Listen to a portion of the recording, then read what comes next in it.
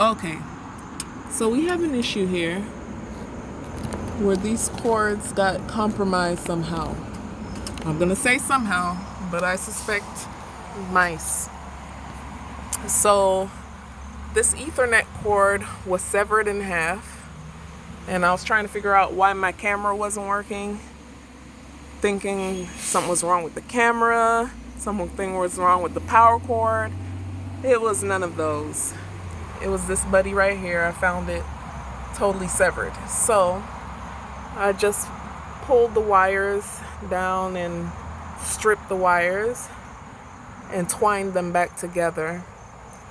So now I'm getting ready to apply some tape, electrical tape, to each individual one, and I'll let you see how that looks when I'm done. Okay, that didn't take very long at all. I just kept wrapping and wrapping and wrapping with the tape. I alternate sides and just wrap them down, made sure they were all individual. And now we're back. We're back. So excited. So now I'm seeing this damage to this power cord. Ugh. Both of them. So that's gonna be another day.